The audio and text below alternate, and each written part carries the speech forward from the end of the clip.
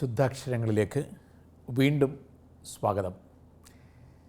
ഗ്രീക്കുകാർ പറഞ്ഞു തരും, നിങ്ങൾ ചിന്തിക്കുന്നതെന്തോ അതായി നിങ്ങൾ മാറും. ഇനി നമ്മൾ ഭക്ഷിക്കുന്നതെന്തോ അതായി നമ്മൾ തീരും എന്നൊരു പൊളിച്ചെഴുത്തറിവ് കൂടി നമുക്കുണ്ടാകണം. You become what you eat. സത്യം, നിങ്ങൾ ഭക്ഷിക്കുന്നതെന്തോ അതായി നിങ്ങൾ മാറുന്നുണ്ട്. ഭക്ഷണത്തിന് ലോകാരോഗ്യ സംഘടന നൽകുന്ന നിർവചനം എന്താണ്? That which is the nutrient for the body is called the food. ശരീരത്തിൻ്റെ പോഷണമായി മാറുന്ന എന്തോ അതാണ് ഭക്ഷണം. അങ്ങനെയാണെങ്കിൽ അടുത്ത ചോദ്യം, കഴിക്കുന്നതൊക്കെ പോഷണമാണോ? ഇപ്പോൾ ജങ്ക് ഫുഡിൻ്റെ കാലം. ജങ്ക് ഫുഡിൻ്റെ മലയാളം ചവറ് ഭക്ഷണം എന്നാണ്. ചവറ് ചവറ്റുകൊട്ടയിലേക്ക് ഇടുന്നത് പോലെ ഭക്ഷണം കഴിക്കുന്ന സംസ്കാരം, ഫാസ്റ്റ് ഫുഡ് കൾച്ചർ, അത് നമ്മൾ ആഘോഷിച്ചു കൊണ്ടിരിക്കുന്ന ഈ സമയത്ത് നല്ല ഭക്ഷണശീലങ്ങളെക്കുറിച്ചൊരു പുസ്തകം, വളരെ സിമ്പിൾ, വളരെ നല്ലത്, എഴുതിയിരിക്കുന്നത് ശ്രീ എൻ വെങ്കടകൃഷ്ണൻ പോറ്റി. ഈ പുസ്തകത്തിൽ ഭക്ഷണം എന്ത്, എപ്പോൾ, എങ്ങനെ എന്നിവയെക്കുറിച്ചുള്ള ലളിതവും ആരോഗ്യകരവുമായ ഭക്ഷണശീലത്തിന് വേണ്ടിയുള്ള കുറേ ചിന്തകൾ രസകരമായിട്ട് തോന്നുന്നു ഈ പുസ്തകത്തിലൂടെ കടന്നു പോകുമ്പോൾ. ഒന്ന്, ആരോഗ്യത്തെക്കുറിച്ചുള്ള കൗതുകകരമായ കുറേ ചിന്തകൾ. 1990കളിൽ ലോകാരോഗ്യ സംഘടനയുടെ മുദ്രാവാക്യം ഓർത്തു നോക്കുക, എന്തായിരുന്നു? 2000 ആണ്ടോടെ എല്ലാവർക്കും ആരോഗ്യം. എന്നിട്ട് 2000 ആണ്ടോടുകൂടി എല്ലാവർക്കും ആരോഗ്യത്തിന് വേണ്ടിയുള്ള നൂതന പദ്ധതികൾ. 2000 ആണ്ട് വന്നപ്പോൾ ആ പ്രതീക്ഷ പൂർണ്ണമായിട്ട് അസ്തമിച്ചു. കാരണം കൂടുതൽ പേർ കൂടുതൽ മരുന്ന് കഴിച്ച്, കൂടുതൽ ഭക്ഷണം കഴിച്ച്, കൂടുതൽ രോഗികളായി മാറി. അതോടുകൂടി മോട്ടോ ഒന്ന് മാറ്റി. എല്ലാവർക്കും ചികിത്സാ സൗകര്യം എന്നതായി മോട്ടോ. Treatment for all. അതായത് ലോകത്തുള്ള മനുഷ്യരൊക്കെ ഇപ്പോൾ രോഗികളാണ്. ഇനി അവർക്ക് പരമാവധി പേർക്ക് ട്രീറ്റ്മെൻറ്റ് കൊടുക്കാനുള്ള മാർഗ്ഗങ്ങൾ കണ്ടെത്തുക. ആശുപത്രികളുടെ എണ്ണം കൂട്ടി, മരുന്നിൻ്റെ എണ്ണം കൂട്ടി, മരുന്ന് കഴിച്ച് മനുഷ്യർ വീണ്ടും പെടാപ്പാട് പെടുകയും മരിക്കുവാനും ചെയ്യുന്ന അവസ്ഥ വന്നു. ഇപ്പോൾ വീണ്ടും ക്യാൻസറിനെയൊക്കെ കുറിച്ചുള്ള പഠനങ്ങൾ നടക്കുകയാണല്ലോ. ക്യാൻസർ ക്യൂർ എന്ന് പറഞ്ഞാണ് പഠനം തുടങ്ങിയത്. ഇപ്പോൾ ക്യാൻസർ കെയറായി മാറി. ഒരുപാട് ആളുകൾ മരിച്ചുകൊണ്ടേയിരിക്കുന്നു, ഭക്ഷണം കഴിച്ചോ കഴിക്കാതെയോ. ഇങ്ങനെയൊക്കെ ഒരു പശ്ചാത്തലത്തിൽ എങ്ങനെയാണ് ഭക്ഷണത്തിലൂടെ ആരോഗ്യം നേടിയെടുക്കുക? ആദ്യത്തെ ഓർക്കേണ്ട കാര്യം, ഭക്ഷണം തന്നെയാണ് മരുന്ന്. ഇത് ആയുർവേദത്തിൻ്റെ ചിന്തയാണ്. ഭക്ഷണമാണ് നിങ്ങളുടെ മരുന്ന്. മറ്റൊരു മരുന്നും നിങ്ങളുടെ ശരീരത്തിന് നൈസർഗികമായ രീതിയിൽ ആവശ്യമില്ല. ഇത് ഞാൻ പറയുമ്പോൾ ഭൂരിഭാഗം ആളുകളും ഉടൻ തന്നെ സ്വരമുയർത്തും, അത് പറഞ്ഞാൽ ശരിയാവില്ല. എൻ്റെ അഭിപ്രായം മാത്രമല്ല ഇത്. ഞാൻ കാലാകാലങ്ങളായി ജീവിതവുമായി പ്രകൃതിയുമായി ബന്ധമുള്ള മനുഷ്യരുടെ അഭിപ്രായങ്ങളോട് എൻ്റെ ചെറിയ അഭിപ്രായം കൂട്ടിച്ചേർക്കുന്നു എന്ന് മാത്രം. ഇനി ഈ പുസ്തകത്തിൽ പറയുന്ന കാര്യങ്ങൾ മുഴുവൻ എനിക്ക് ഉൾക്കൊള്ളുവാൻ സാധിക്കുകയില്ല. കാരണം ജീവിതത്തിൽ ഇതേപോലെ ശുദ്ധിയോടുകൂടി ജീവിക്കാൻ പറ്റാറില്ല. എന്നാലും പുസ്തകത്തിൽ പറയുന്ന ശുദ്ധമാർന്ന ചിന്തകൾ ശുദ്ധാക്ഷരങ്ങളിലൂടെ പങ്കുവെക്കുകയാണ്. ഭക്ഷണം എങ്ങനെയാണ് നല്ല ഭക്ഷണം എന്ന് കണ്ടെത്തുക എന്ന ചോദ്യത്തിൻ്റെ ഉത്തരമാണ് ഈ പുസ്തകം മുഴുവൻ. തുടക്കത്തിൽ തന്നെ ഗ്രന്ഥകർത്താവ് പറയുന്നു, നമ്മൾ ഭക്ഷണമായി കരുതുന്ന പലതും ഭക്ഷണമേയല്ല, മനുഷ്യഭക്ഷണമൊന്നുമല്ല. ഒരു ഉദാഹരണമായിട്ട് അദ്ദേഹം പറയുന്നു, നമ്മൾ സാധാരണഗതിയിൽ ജ്യൂസ് ഒരുപാട് പാക്കുകളിലാക്കി കുടിച്ചുകൊണ്ടേയിരിക്കുകയാണ്. എല്ലാവരും ഇപ്പോൾ ബഹുരാഷ്ട്ര കമ്പനിക്കാർ നൽകുന്ന ഫ്രൂട്ട് ജ്യൂസുകളൊക്കെ പാക്കറ്റുകളിലാക്കി ഉപയോഗിക്കുകയാണ്. പക്ഷെ അതിൽ ഫ്രൂട്ടേ ഇല്ല. അതിപ്പോൾ നമുക്ക് മനസ്സിലായി തുടങ്ങിയിട്ടുണ്ട്. ഇപ്പോൾ മാംഗോ ജ്യൂസ് എന്ന് പറഞ്ഞ് നമ്മുടെ കയ്യിലെത്തുന്ന സാധനത്തിൽ മാംഗോയുടെ ചെറിയൊരു അംശം പോലും ഇല്ല. 1% പോലും മാങ്ങയുടെ അംശം അതിനകത്തില്ല. പിന്നെ എന്താ ഉള്ളത്? കെമിക്കൽസാണ്. കെമിക്കൽസ് കൊണ്ട് മാങ്ങയുടെ സ്വാദും മാങ്ങയുടെ നിറവും മണവും ഒക്കെ ഉണ്ടാക്കിയെടുക്കുകയാണ്. ഇത് തന്നെയാണ് എല്ലാ ഫ്രൂട്ട് ജങ്ക് ജ്യൂസ് പാക്കറ്റുകളുടെയും കാര്യം. ഇനി നമ്മൾ ഭക്ഷണമെന്ന് കരുതുന്ന ഒട്ടനവധി സാധനങ്ങൾ സത്യത്തിൽ ഭക്ഷിക്കാനേ പാടില്ലാത്ത കാര്യമാണ്. ഇതിനി ഈ പുസ്തകത്തിലൂടെ ഒരാൾ പറഞ്ഞു തരേണ്ട ആവശ്യമില്ല, സത്യമായി നമ്മൾ മനസ്സിലാക്കിയിട്ടുള്ള കാര്യം തന്നെയാണ്. അങ്ങനെയാണെങ്കിൽ ഉത്തമ ഭക്ഷണം എന്താണ്? അതെങ്ങനെ തിരിച്ചറിയാൻ സാധിക്കും? പലപ്പോഴും നമുക്ക് തരുന്ന ഭക്ഷണം, ഇപ്പോൾ ജ്യൂസ്, ഗ്ലൂക്കോസ്, ഇതൊന്നും സത്യത്തിൽ കഴിക്കാൻ പാടില്ലാത്തതാണെന്ന് ഗ്രന്ഥകർത്താവ് വ്യക്തമായി പറയുന്നു. എന്തുകൊണ്ട് എന്നതിന് വ്യക്തമായ റീസൺസും അദ്ദേഹം നൽകുന്നുണ്ട്. അപ്പോൾ വീണ്ടും ആ ചോദ്യം, ഈ ഉത്തമ ഭക്ഷണം എന്ന് പറയുന്നത് എന്താണ്? ഇദ്ദേഹത്തിൻ്റെ ലളിതമായ വ്യാഖ്യാനത്തിൽ പച്ചയ്ക്ക് സ്വാദോടുകൂടി നല്ല ഗന്ധത്തോടു കൂടി കഴിക്കാൻ പറ്റുന്നത് എന്തും ഉത്തമ ഭക്ഷണമായിരിക്കും. ഇതാണ് അദ്ദേഹത്തിൻ്റെ വ്യാഖ്യാനം. ഇപ്പോൾ നിങ്ങളൊരു തക്കാളി എടുത്തു, തക്കാളി മണത്ത് നോക്കി, അത് രുചിച്ച് നോക്കി, നിങ്ങൾക്കത് പച്ചക്ക് കഴിക്കാം, എങ്കിൽ അത് തന്നെയായിരിക്കണം ഉത്തമ ഭക്ഷണം. ഇതുപോലെ വേവിക്കാതെ പച്ചയ്ക്ക് സ്വാദോടുകൂടി നല്ല ഗന്ധം ആസ്വദിച്ചുകൊണ്ട് കഴിക്കാൻ പറ്റുന്ന ഭക്ഷണങ്ങളൊക്കെ ഉത്തമ ഭക്ഷണങ്ങൾ. അത് സാത്വിക ഭക്ഷണങ്ങളെന്ന് ആയുർവേദ ആചാര്യന്മാർ വിളിക്കുന്നു. പച്ചയ്ക്ക് വേവിക്കാതെ കഴിക്കാൻ പറ്റാത്തതൊന്നും നല്ല ഭക്ഷണമല്ല. ഇത് എത്രത്തോളം എല്ലാവർക്കും സ്വീകാര്യമാകുമെന്നറിയില്ല. പുസ്തകത്തിലെ വ്യാഖ്യാനം ഞാൻ അവതരിപ്പിക്കുന്നു എന്ന് മാത്രം. ഇനി എത്ര നേരം ഭക്ഷണം കഴിക്കണം? ശരിയായ ആരോഗ്യത്തോടു കൂടി ജീവിക്കുവാൻ ദിവസം 2 നേരം മാത്രമേ ഭക്ഷണം കഴിക്കേണ്ടതുള്ളൂ എന്ന് ആയുർവേദ ആചാര്യന്മാരുടെ വിധിപ്രകാരം ഗ്രന്ഥകർത്താവ് പറയുന്നു.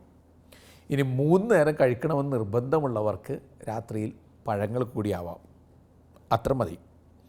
അതല്ലാതെ ഈ ഗ്രന്ഥകർത്താവ് സാർത്ഥകമായിട്ട് പറയുന്നു, അല്പാൽപ്പം ഭക്ഷണമായിട്ട് 8 നേരവും മറ്റും കഴിക്കണമെന്ന അലോപ്പതിയുടെ പുതിയ കുറിപ്പുകൾ തെറ്റാണ്. അങ്ങനെ ശരീരത്തിലേക്ക് അല്പാൽപ്പം എന്ന മട്ടിൽ 8 വട്ടം മറ്റും ഭക്ഷണം കുത്തി നിറക്കുന്നത് ശരീരത്തോട് ചെയ്യുന്ന ദ്രോഹമാണ്. അതുകൊണ്ട് തന്നെയാണ് ക്യാൻസർ, ഡയബറ്റിക്സ്, കൊളസ്ട്രോൾ മുതലായവയുടെ പീഡ മൂലം ക്ലേശിക്കുന്ന ആളുകളുടെ എണ്ണം കൂടിയതെന്ന് ഈ ഗ്രന്ഥകാരൻ പറയുന്നു. ഇതിൽ ആരാണ് ശരിയെന്ന് കാലം നിശ്ചയിക്കേണ്ടതാണ്. എങ്ങനെയായിരുന്നാലും ശരീരത്തിലേക്ക് ഒരുപാട് ഭക്ഷണം കുത്തി നിറയ്ക്കേണ്ടതില്ല എന്ന് പണ്ട് മുതലേ ആളുകൾ നമ്മെ പഠിപ്പിച്ചിട്ടുണ്ട്. മനുസ്മൃതിയിലെ വാക്കുകൾ, ഈ ലോകത്ത് ഭൗതിക ജീവിതം നയിക്കുന്ന മനുഷ്യൻ ദിവസം 2 നേരം മാത്രമേ ഭക്ഷണം കഴിക്കാവൂ. 3 നേരം ഭക്ഷണം കഴിച്ചാൽ അവൻ രോഗിയായിത്തീരും. മനുസ്മൃതി അത്ര പെട്ടെന്ന് സ്മൃതിയിൽ നിന്നും എടുത്തു കളയാൻ പാടില്ല, ഓർത്തെടുക്കേണ്ട കാര്യമാണ്. ഇനി ഇടയ്ക്കിങ്ങനെ ഭക്ഷണം കഴിക്കാതിരുന്നാൽ അസിഡിറ്റി വരുമോ എന്നാണ് അടുത്ത ചോദ്യം. ഇദ്ദേഹം പറയുന്നു, പണ്ടൊക്കെ ആളുകൾ ഏകാദശി വ്രതം നോറ്റിരുന്നു. അതായത് മാസത്തിൽ 2 ദിവസം, അങ്ങനെയാണെങ്കിൽ വർഷത്തിൽ 24-25 ദിവസം. അവർക്കാർക്കും അസിഡിറ്റി വന്നിട്ടില്ലായിരുന്നു. പിന്നെ എന്തുകൊണ്ടാണ് അസിഡിറ്റി വരുന്നത്? വീണ്ടും മുസ്ലിം സമുദായത്തിൻ്റെ നോമ്പ് പ്രസിദ്ധമാണ്. രാവിലെ 5 മണി മുതൽ ഏകദേശം രാത്രി 7 മണി വരെ അവർ നോമ്പെടുക്കുന്നു. അവർക്ക് എന്തുകൊണ്ട് അസിഡിറ്റിയുടെ അസുഖങ്ങൾ വരാതിരിക്കുന്നു? അദ്ദേഹം പറയുന്നത് ശീലം മൂലമാണ്. ഭക്ഷണത്തിൻ്റെ തോത് അനുസരിച്ച് ശരീരം ഇങ്ങനെ വികസിച്ചുകൊണ്ടേയിരിക്കുകയാണ്. നിങ്ങൾ 8 നേരം ഭക്ഷിക്കുകയാണെങ്കിൽ 8 നേരവും നിങ്ങൾക്ക് വിശക്കും. 8 നേരം നിങ്ങൾ വിശക്കുന്നു എന്ന് ശരീരത്തെ കൊണ്ട് പഠിപ്പിച്ചെടുത്തതാണ്. അത് ശീലമാണ്. So food habit is A habit. ആ ഹാബിറ്റ് അനുസരിച്ച് അസിഡിറ്റിയോ ഒക്കെ തോന്നാം. അപ്പോൾ ശരീരത്തിന് ശരിക്കും 2 ദിവസം ഭക്ഷണം കഴിക്കാൻ അല്ലെങ്കിൽ 3 പ്രാവശ്യം ഭക്ഷണം കഴിക്കാൻ ശീലിപ്പിച്ചെടുക്കുകയാണെങ്കിൽ ശരീരത്തിൽ പിന്നെ അസിഡിറ്റി ഉണ്ടാവില്ല. വീണ്ടും ഇദ്ദേഹം പറയുന്നു, നിങ്ങൾ 3 പ്രാവശ്യം മാത്രം ഒരു ദിവസം ഭക്ഷണം കഴിക്കാൻ ഇന്ന് തീരുമാനം എടുത്തെന്ന് വിചാരിക്കുക. ആദ്യത്തെ 1-2 ദിവസം മാത്രമായിരിക്കും നിങ്ങൾക്ക് ബുദ്ധിമുട്ട്, അസിഡിറ്റി, ഉറക്കമില്ലായ്മ, വല്ലാത്ത നെഞ്ചിരിക്കൽ. പക്ഷേ 2 ദിവസം കഴിഞ്ഞോ അല്ലെങ്കിൽ 3 ദിവസം കഴിഞ്ഞോ, മാക്സിമം ഒരാഴ്ച കഴിഞ്ഞോ നിങ്ങൾ ശരീരത്തെ പരിശോധിച്ച് കഴിഞ്ഞാൽ body is perfectly all right to fit in to new condition. ഈ പുതിയ ശീലം സ്വീകരിക്കാൻ ബോഡി പഠിച്ചെടുത്ത് കഴിഞ്ഞു. അങ്ങനെയാണെങ്കിൽ അല്പം കൂടി അർത്ഥപൂർണമായ നല്ല ചില ശീലങ്ങൾ ശരീരത്തിന് നൽകേണ്ടത് ആവശ്യമല്ലേ? എനിക്ക് തോന്നുന്നു അക്കാര്യത്തിൽ ഇദ്ദേഹം പൂർണ്ണമായും ശരിയാണ് എന്ന്. ശരീരത്തെ ചില നല്ല കാര്യങ്ങൾ പഠിപ്പിച്ചെടുക്കേണ്ടത് അത്യാവശ്യമാണ്. ഇനി നൈസർഗികമായ അറിവ്. ഇദ്ദേഹം പറയുന്നു ഏതാണ്ട് 80 ലക്ഷത്തിലധികം ജീവജാലങ്ങൾ ഈ ഭൂമിയിലുണ്ട്. 80 ലക്ഷത്തിലധികം ജീവജാലങ്ങൾ. ഈ 80 ലക്ഷത്തിലധികം ജീവജാലങ്ങൾ മനുഷ്യനൊഴിച്ച് ബാക്കി 79,99,999 ജീവജാലങ്ങളും നൈസർഗികമായ അറിവ് ഉപയോഗിച്ച് ഭക്ഷണം തേടിപ്പിടിക്കുന്നു. അവർ കണ്ടെത്തുകയാണ് അവർക്ക് ആവശ്യമുള്ള ഭക്ഷണങ്ങൾ. നമ്മൾ നൈസർഗികമായ അറിവ് ഉപയോഗിച്ച് ഭക്ഷണം കണ്ടെത്തുന്നതിന് പകരം അഡ്വർടൈസ്മെൻറ്റുകൾ നമ്മളോട് പറയുന്ന ഭക്ഷണം നമ്മൾ ഉപയോഗിക്കുകയാണ്. വാക്കീറിയ ദൈവം ഇര നൽകുമെന്നുള്ളത് പ്രകൃതിയുടെ സാധാരണ നിയമം. നമ്മളാകട്ടെ പ്രമുഖരായ താരങ്ങളൊക്കെ പറഞ്ഞു തരുന്ന ഭക്ഷണങ്ങൾ മാത്രമേ കഴിക്കൂ എന്ന മട്ടിൽ നമ്മെ തന്നെ വേറെ ലോകത്തിലേക്ക് കൂട്ടിക്കൊണ്ടു പോവുകയാണ്. അപ്പോൾ ഇത്രയ്ക്കേറെ പ്രകൃതിയിൽ നിന്നും അകന്നു പോകുന്നത് കൊണ്ട് തന്നെ ആയിരിക്കണം നമുക്ക് രോഗങ്ങളും ഒരുപാട് കൂടുന്നത്. ഇനി ഈ നൈസർഗികമായിട്ട് പ്രകൃതിയുടെ പിന്നാലെ പോകുന്ന ജീവജാലങ്ങൾക്ക് അസുഖം കുറവാണ്. ആർജിത അറിവുകളോട് ജീവിക്കുന്ന നമ്മൾ പെട്ടെന്ന് അസുഖമുള്ളവരായി മാറുന്നു. അപ്പോൾ ഹൂ ഈസ് റൈറ്റ്? ആരാണ് യഥാർത്ഥത്തിൽ റൈറ്റ് എന്ന ചോദ്യത്തിന് ഉത്തരം വളരെ വ്യക്തമായിട്ട് നമുക്ക് കിട്ടുന്നുണ്ട്. പൂർവിക ഭക്ഷണം എന്തായിരുന്നു നോക്കുന്നതല്ലാണ്. കാരണം ഡാർവിൻ്റെയൊക്കെ സിദ്ധാന്തപ്രകാരം കുരങ്ങനിൽ നിന്നും മനുഷ്യർ ഉണ്ടായി എന്നാണല്ലോ. അങ്ങനെയാണെങ്കിൽ ഇദ്ദേഹം ചോദിക്കുന്നു, കുരങ്ങൻ എന്താ ഭക്ഷിക്കുന്നത്? കുരങ്ങൻ ഭക്ഷിക്കുന്നത് പച്ചിലവർഗ്ഗങ്ങളും പഴവർഗ്ഗങ്ങളും ഒക്കെയാണ്. അങ്ങനെയാണെങ്കിൽ മനുഷ്യൻ്റെ ഉത്തമ ഭക്ഷണം എന്ന് പറയുന്നത് പച്ചക്കറിയും പഴങ്ങളും അല്ലേ? അതല്ലേ മനുഷ്യന് വിധിക്കപ്പെട്ട ഉത്തമ ഭക്ഷണം? മറ്റതെല്ലാം മനുഷ്യഭക്ഷണങ്ങളെയല്ല. ഈ പുസ്തകത്തിൽ നിറഞ്ഞു നിൽക്കുന്ന ആശയം അതാണ്. ആദ്യമേ തന്നെ ഒരു ലൈസൻസ് എടുത്തുകൊണ്ട് പറയട്ടെ, പച്ചക്കറികളും പഴങ്ങളും മാത്രം ഭക്ഷിക്കുന്ന ഒരാളല്ല ഞാൻ ഈ പുസ്തകത്തിലെ നന്മ നിറഞ്ഞതെന്ന് തോന്നുന്ന ആശയങ്ങളെല്ലാം നിങ്ങളുമായി പങ്കുവെക്കുകയാണ്. That doesn't mean that I am just a vegetarian. ശ്രമിക്കാറുണ്ട്, ആഗ്രഹിക്കാറുണ്ട്, പക്ഷെ സാധിക്കാറില്ല എന്നുള്ളതാണ് സത്യം. ഇനി ഒരു ആഹാരം യോജിക്കുന്നതാണോ എന്ന ചോദ്യത്തിൻ്റെ ഉത്തരം ഇനി ശ്രദ്ധിക്കണം പൂർണ്ണമായിട്ട്. ഒരു ഭക്ഷണം നമുക്ക് ശരീരത്തിന് വേണ്ടതാണെങ്കിൽ അവയ്ക്ക് 5 ഘടകങ്ങളുണ്ടാകണം. 1 ജീവൻ, 2 പുതുമ, 3 പൂർണ്ണത, 4 ക്ഷാരഗുണം, 5 ദഹനക്ഷമത. ഇത് 3 എന്താണെന്ന് ഒന്ന് അനലൈസ് ചെയ്യാം നമുക്കിപ്പോൾ. 1 ജീവൻ ഉണ്ടായിരിക്കണം. ജീവൻ ഉണ്ടാകുക എന്ന് പറഞ്ഞാൽ അർത്ഥം അത് തന്നെയാണ്. ചില ഭക്ഷണങ്ങൾ മൃതഭക്ഷണങ്ങളാണ്, ചില ഭക്ഷണങ്ങൾ ജീവൻ നിലനിർത്തുന്ന ജീവൻ നിറഞ്ഞ ഭക്ഷണങ്ങളാണ്. നിങ്ങളൊരു പരിപ്പോ ചെറുപയറോ എടുക്കുക. പയറിനുള്ളിൽ ജീവൻ നിൽക്കുന്നുണ്ട്, വെള്ളത്തിലിടുക, അടുത്ത ദിവസം നാമ്പെടുക്കും. അതാണ് ജീവനുള്ള ഭക്ഷണം എന്ന് പറയുന്നത്. നിങ്ങൾ ഒരു തക്കാളിയോ പേരയ്ക്കയോ കൊണ്ടുപോയി വെളിയിൽ തള്ളിക്കഴിഞ്ഞാൽ അതിൽ നിന്ന് ജീവൻ മുളയെടുത്ത് വരും. മാംസമോ മത്സ്യമോ എടുത്ത് പുറത്ത് കൊണ്ടുപോയി ഇട്ട് കഴിഞ്ഞാൽ അതിൽ നിന്നും ദുർഗന്ധവും വല്ലാത്ത വൈരൂപ്യവും മാത്രം ഉയർന്നു വരും. അപ്പോൾ ജീവനുള്ള ഭക്ഷണവും മൃതമായ ഭക്ഷണവുമുണ്ട്. പ്രോസസ്സ് ചെയ്യപ്പെട്ട ഭക്ഷണം തീർത്തും മൃതമായ താമസിക ഭക്ഷണമാണ്. അപ്പോൾ ജീവൻ നിലനിൽക്കുന്ന ഭക്ഷണങ്ങൾ അത് തന്നെയാണ് നമ്മൾ കഴിക്കേണ്ടത്. കേട്ടിരിക്കാൻ സത്യത്തിൽ വളരെ രസമുണ്ട്. പ്രാവർത്തികമാക്കാൻ ബുദ്ധിമുട്ടാണെങ്കിലും എനിക്ക് തോന്നുന്നു ഇത് തന്നെയാണ് സത്യം എന്ന്. ഇനി നമ്മളിങ്ങനെ മൃതമായ ഭക്ഷണങ്ങൾ ഒരുപാട് കഴിക്കുന്നുണ്ട്, എന്നിട്ട് പ്രശ്നങ്ങൾ ധാരാളം നമ്മൾ പിന്തുടരുന്നുമുണ്ട്. ഏറ്റവും വലിയ സാമൂഹിക പ്രശ്നമായിട്ട് വന്ധ്യത എന്ന രോഗമുണ്ട്. ഇതിൻ്റെയൊക്കെ കാരണം എന്തായിരിക്കാം എന്നുള്ളതിൻ്റെ ഒരു ഉത്തരമായിട്ട് ആധുനിക ശാസ്ത്രം പറയുന്നത് ജീവനില്ലാത്ത ഭക്ഷണം കഴിച്ച് അകത്തുള്ള ജീവൻ്റെ കോശങ്ങൾ, ജീവൻ്റെ സാന്നിധ്യം ഇല്ലാതാവുകയാണ്. ശരിയായിരിക്കണം. അപ്പോൾ 30% ജീവൻ്റെ പ്രസരിപ്പുള്ള ഭക്ഷണമാണ് കഴിക്കേണ്ടത്. വീണ്ടും പച്ചക്കറിയും പഴങ്ങളും അവയിൽ നിറഞ്ഞു നിൽക്കുന്ന ജീവൻ്റെ കണികയാണല്ലോ. രണ്ടാമത് എന്താണ് പുതുമ? രണ്ടാമത്തെ ക്വാളിറ്റിയാണല്ലോ പുതുമ എന്നാൽ ഇംഗ്ലീഷ് പദം ഉപയോഗിക്കാം, ഫ്രഷ്നെസ്. ഫ്രഷായിരിക്കണം. അതായത് ഒരുപാട് പ്രോസസ്സ് ചെയ്ത ഭക്ഷണം കഴിക്കുന്നത് ശരീരത്തിലേക്ക് വിഷം കുത്തി നിറക്കുന്നതിന് സമമാണ്. ഇനി വേവിച്ച ഭക്ഷണത്തെക്കുറിച്ച് ആയുർവേദം പറയുന്നത് വേവിക്കാതെയാണ് കഴിക്കേണ്ടത്. കാരണം എന്താണെന്നറിയോ? സൂര്യപ്രകാശത്താൽ വേവിക്കപ്പെട്ടതാണ് പച്ചക്കറികളും പഴങ്ങളും. ആദ്യം വേവിക്കൽ പ്രക്രിയ നടന്നിട്ടുണ്ട്, പിന്നെ രണ്ടാമതൊന്നും വേവിക്കേണ്ട ആവശ്യമില്ലെന്ന് ആയുർവേദം പറയുന്നത് ശാസ്ത്രീയമായി സത്യം തന്നെയാണ്. ഇപ്പോൾ പഴങ്ങളെടുത്ത് നോക്കുക, അതെല്ലാം വേവിക്കപ്പെട്ടതാണ്, പിന്നെ വീണ്ടും പുഴുങ്ങേണ്ട ആവശ്യമില്ല, ഏത്തപ്പഴം പുഴുങ്ങുന്നൊക്കെ പോലെ. അതുപോലെ തന്നെ പച്ചക്കറി വേവിക്കപ്പെട്ട് പാകം വന്നതാണ്, പിന്നെ വീണ്ടും അത് പാകപ്പെടുത്തേണ്ടതില്ല. ഇനി പാകപ്പെടുത്തുകയാണെങ്കിൽ തന്നെ ചൂടാറും മുമ്പ് അത് കഴിക്കണം.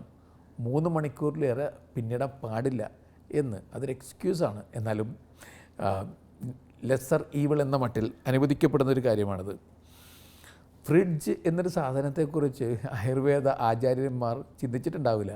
ഒരിക്കൽ പോലും കഴിക്കേണ്ട ഭക്ഷണം സൂക്ഷിക്കേണ്ട സ്ഥലമല്ല ഫ്രിഡ്ജ്. കാരണം അത് ഓൾറെഡി മൃതഭക്ഷണമായി മാറിക്കഴിഞ്ഞു. പിന്നെ പ്രോസസ്സ് ചെയ്ത സാധനം എത്രയോ കൈകളിലൂടെ കടന്ന് എത്രയോ നാളുകൾക്ക് ശേഷമാണ് നിങ്ങളുടെ ഉദരത്തിലേക്ക് പിന്നീട് എത്തിച്ചേരുക. ശരിക്കും മൃതദേഹത്തിൻ്റെ വിലാപയാത്രയ്ക്ക് ശേഷം കുഴിമാടത്തിലേക്ക് തള്ളുന്ന പോലെ. അത്രയും പറയാവോ എന്നറിഞ്ഞുകൂടാ, എന്നാലും ഏകദേശം അങ്ങനെയൊക്കെ തന്നെ. അങ്ങനെയാണെങ്കിൽ പുതുമ നഷ്ടപ്പെട്ട ഭക്ഷണങ്ങളും കഴിക്കാൻ പാടില്ല.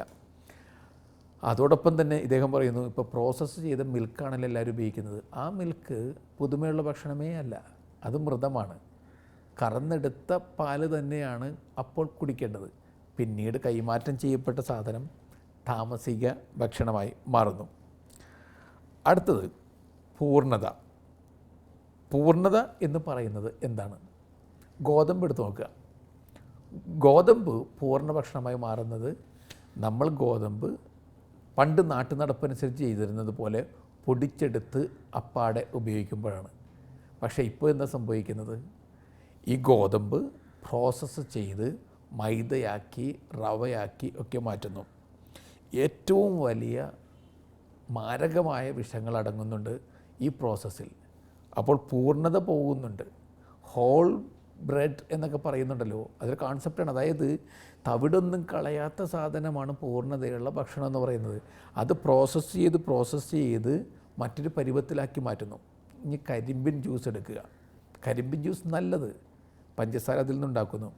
പക്ഷേ കരിമ്പിൻ്റെ മാലിന്യം മുഴുവൻ കളയുന്നു എന്ന മട്ടിൽ ചില കെമിക്കൽസ് ഉപയോഗിച്ച് അത് പ്രോസസ്സ് ചെയ്ത് അതിൻ്റെ നിറം മാറ്റി വെളുപ്പാക്കി പഞ്ചസാരയാക്കി നമ്മുടെ മുന്നിൽ കൊണ്ടുവരുമ്പോൾ ഓൾറെഡി അത് അപൂർണമായ ഭക്ഷണമാണ്, അത് വിഷമാണ്. അതുകൊണ്ടാണ് ഗാന്ധിജി പറഞ്ഞത് പഞ്ചസാര എന്നുള്ളത് ഒരു വിഷമാണ് എന്ന്. ഇനി ഒട്ടുമിക്ക പച്ചക്കറികളും തൊലിയോടുകൂടി തന്നെയാണ് കഴിക്കേണ്ടത് എന്നും ഇദ്ദേഹം പറഞ്ഞു തരുന്നുണ്ട്. കാരണം അതാണ് പൂർണ്ണത എന്ന് പറയുന്നത്. ആചാര്യന്മാരൊക്കെ പറയുക പച്ചക്കറികളും പഴങ്ങളും തൊലിയോടുകൂടി കഴിക്കണമെന്നാണ്. ജന്തുജീവജാലങ്ങളൊക്കെ അങ്ങനെയാണ് ചെയ്യാറുള്ളത്. ഇനി തൊലി സത്യത്തിൽ നിധിശേഖരമാണ്. എല്ലാ വൈറ്റമിൻസും മിനറൽസും ഏറ്റവും അധികമുള്ളത് ഈ തൊലി ഭാഗത്താണ്. അപ്പോൾ സാധിക്കുന്ന വിധത്തിലൊക്കെ തൊലി കൂടി തിന്നുമ്പോൾ പൂർണ്ണതയുള്ള ഭക്ഷണം കഴിക്കുന്നവരായിട്ട് നമ്മൾ മാറുന്നു. അപ്പോൾ ഒരു ചോദ്യം വരാം, ഇപ്പോഴെല്ലാം വിഷം നിറഞ്ഞതല്ലേ, എന്തു ചെയ്യും? ആ ചോദ്യത്തിൻ്റെ ഉത്തരം തിരയുമ്പോൾ മത്സ്യത്തിലും മാംസത്തിലും ഏതിലും വിഷം കുമിഞ്ഞുകൂടിയിട്ടുണ്ട്. പിന്നെ പച്ചക്കറിയെക്കുറിച്ച് മാത്രം വിലപിച്ചിട്ട് കാര്യമില്ല. ചെയ്യാവുന്ന പ്രിക്കോഷൻസ് നടത്തുക. അതിനെക്കുറിച്ച് മറ്റൊരു പുസ്തകത്തിലൂടെ ഞാൻ പറഞ്ഞിട്ടുണ്ട്. അങ്ങനെയാണെങ്കിൽ ചെയ്യാവുന്ന പ്രിക്കോഷൻ നടത്തിയതിന് ശേഷം പച്ചക്കറിയും പഴങ്ങളും അപ്പാടെ കഴിക്കുന്ന രീതി സ്വായത്തമാക്കുന്നത് തന്നെയായിരിക്കും നല്ലത്. അടുത്തത് ഒരു ഭക്ഷണത്തെ ഭക്ഷണമാക്കുന്ന ഘടകം ക്ഷാരഗുണമുള്ളതാണ്. എന്താണ് ക്ഷാരഗുണം? നമ്മൾ ആദ്യം മനസ്സിലാക്കേണ്ടത് നമ്മുടെ രക്തത്തിൻ്റെ അളവിനെക്കുറിച്ച്. രക്തത്തിൻ്റെ ഘടന നോക്കിക്കഴിഞ്ഞിട്ടുണ്ടെങ്കിൽ രക്തത്തിൽ 80% ആൽക്കലി, 20% ആസിഡ്. അതങ്ങനെ തന്നെ നിൽക്കണം. ആസിഡിൻ്റെ 4 ഇരട്ടിയാണ് ആൽക്കലി. ഇനി നമ്മൾ അസിഡിക്കായിട്ടുള്ള ഭക്ഷണം ഒരുപാട് കഴിച്ച് ഇതിൻ്റെ ആൽക്കലിയുടെ ശതമാനം 70% കുറഞ്ഞു പോയി കഴിഞ്ഞാൽ അതോടുകൂടി രോഗാവസ്ഥയായി. അപ്പോൾ നമ്മൾ കഴിക്കുന്ന ഭക്ഷണത്തിൽ ഈ പ്രൊപ്പോർഷൻ നിലനിർത്തുവാൻ സാധിക്കണം. ഈ 80-20 എന്ന പ്രൊപ്പോർഷൻ. ഇനി ആൽക്കലൈൻ കൂടിയിരിക്കുന്ന ഭക്ഷണം എന്തൊക്കെയാണ്? പഴങ്ങളും പച്ചക്കറികളും. അതേസമയം മത്സ്യം, മാംസം, മുട്ട മുതലായതൊക്കെ അസിഡിക്കാണ്. അതുകൊണ്ടാണ് ബോധമുള്ള ഡോക്ടർമാരൊക്കെ പറയുന്നത് ധാരാളമായിട്ട് പച്ചക്കറിയും പഴവും ശരീരത്തിലേക്ക് ചെല്ലണം എന്ന്. പക്ഷെ നമ്മൾ എത്ര കേട്ടാലും ആ ഉപദേശം സ്വീകരിക്കുകയില്ല. ഇപ്പോൾ വേവിച്ച ഭക്ഷണവും പഴകുന്നതനുസരിച്ച് അസിഡിക്കായി മാറും. വേവിച്ച ഭക്ഷണം 3 മണിക്കൂറിനധികം കഴിക്കണമെന്ന് പറയുന്നതിൻ്റെ കാരണം 3 മണിക്കൂറിന് ശേഷം ഉള്ള വേവിച്ച ഭക്ഷണം കഴിച്ചാൽ ശരീരത്തിൽ അസിഡിക് അംശം കൂടും, ആൽക്കലൈൻ കുറയും. അങ്ങനെയാണ് എല്ലാ വിധത്തിലുള്ള അസ്വസ്ഥതകളും നമുക്കുണ്ടാകുന്നത്. അടുത്ത കാര്യം, എളുപ്പം ദഹിക്കുന്നത്, ദഹനക്ഷമമായത്. ദഹനക്ഷമം എന്ന് പറഞ്ഞാൽ സാധാരണഗതിയിൽ ഭക്ഷണം നമ്മുടെ ശരീരത്തിൽ തങ്ങി നിൽക്കുന്നത് 15-18 മണിക്കൂറാണ്. ആവർത്തിക്കുകയാണ്, ഭക്ഷണം കഴിച്ചു കഴിഞ്ഞാൽ ഭക്ഷണം ശരീരത്തിൽ 15-18 മണിക്കൂർ നിലനിൽക്കുന്നുണ്ട്. മൊത്തം പ്രോസസ്സ് അങ്ങനെയാണ്. ഇനി ഈ 15-18 മണിക്കൂർ നിലനിൽക്കുന്ന ഭക്ഷണം മത്സ്യമാംസാദികൾ പെട്ടെന്നങ്ങ് ദഹിക്കും.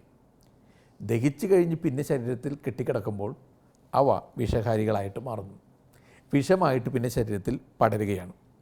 അതുകൊണ്ട് തന്നെ ശരീരത്തിൻ്റെ സാധാരണ ഒരു ക്രമം നോക്കിക്കഴിഞ്ഞാൽ ഒരു സസ്യബുക്കിൻ്റെ, മനുഷ്യൻ്റെ കാര്യത്തിൽ ഒരു സസ്യബുക്കിൻ്റെ ക്രമമായതുകൊണ്ട് അവന് ഏറ്റവും അനുയോജ്യം പച്ചക്കറിയും പഴങ്ങളും തന്നെയാണ്.